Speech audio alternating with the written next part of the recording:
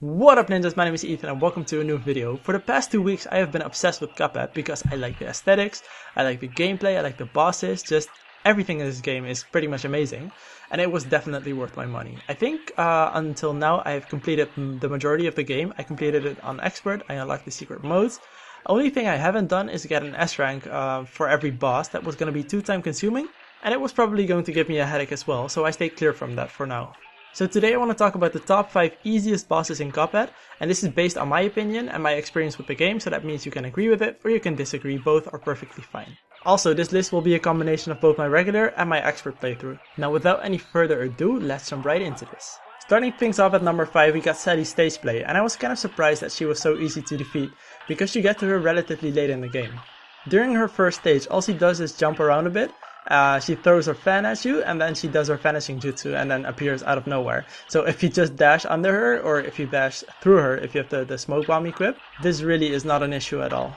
Then a couple seconds later she drives off with her fiance or her soon-to-be husband, and I assume that the honeymoon went really well because out of nowhere there are kids throwing bottles of milk at you and she already has lots of toys which are just magically appearing from under her umbrella. But yeah, that's all cool. I think this is the most difficult stage because there's just a whole lot going on at once, and then she also jumps up and throws the fan at you again. So if you just make sure that wherever she lands, if you just rush to the other side and also pay attention to the milk bottles, you should be good to go. The best part about this is that she doesn't really have a lot of health in this stage, and if you just keep shooting while maneuvering around her attacks, then you should be good to go in no time.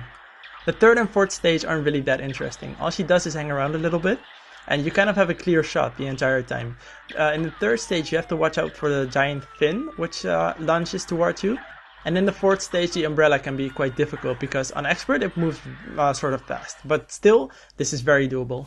At number 4 we got Mr. King Dice himself, and this was kind of a disappointment for me because I really enjoyed the whole build up you get before fighting him. There's an awesome song written for him when you transfer from L1 to L2, and then during the cutscenes, I don't know, he seems like such a charismatic villain, and then you actually get to him, but the fight is kind of a letdown. Fighting King Dice is honestly not what I expected. All you have to do is parry over the cards and then you have a clear shot. This is actually the hardest way to do it because once he starts summoning his cards, if you stand behind his hand, the direction he's summoning them from, you can just have a clear shot the entire time and you don't even have to parry the cards. On the other hand, this fourth spot is going to King Dice only. I'm not including the entire way to get to him, because the 9 different mini-bosses, of which you have to defeat at least 3, those can be quite the challenge, and then having to fight King Dice after them, I can understand why they did it this way. Spot number 3 goes to Cala Maria, and again, I was very surprised at how easy this boss was, judging by how late you get to her in the game. To be honest, I think she should have been replaced by the plain boss from L1 or L2, because those were quite the challenge, and this one, meh, not so much. I do think that there will be a lot of people who will disagree with me about this boss, because from what I've read online, there seem to be a lot of people who struggle with her. Her first attacks aren't really that difficult, but then as you progress, she starts using 2 at the same time. The only one I've really had issues with is when she summons the puffer fish, which come from down below. And then she also spits out 3 ghosts, which simultaneously launch towards her last known location. That kind of goes a bit too fast, and if I lose lives, then it's mostly there. I think one of the reasons why people might struggle with her is because they don't switch to the mini-play mode that often. This is very convenient and it makes you move around a whole lot faster, so especially when dealing with fast attacks such as the ghost, this helps you deal with dodging them.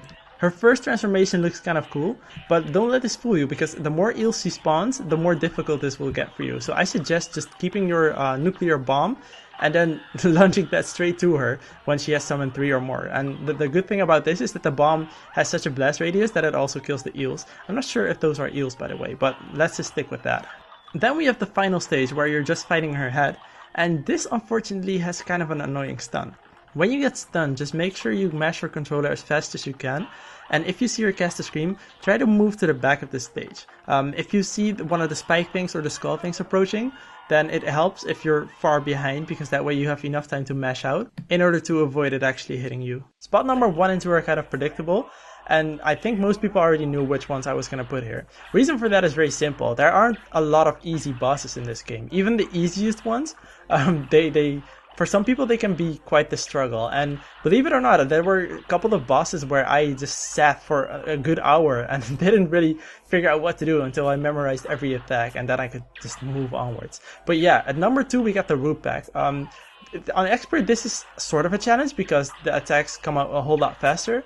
But nevertheless, you can just easily move around and shoot everything. When the first boss appears, the potato, just jump over the, I don't know what he spits. It looks disgusting, but just parry the worms, kill the onion, which should be probably the easiest part of any boss, and then move over to the carrot. I think the carrot is the most difficult part.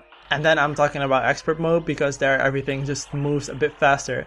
And you have to avoid the psycho beams and then also the mini carrots. So yeah, just make sure you move around a lot and this should be done within a sec. If you get stuck here, then I have some very bad news for you because this is one of the very first bosses.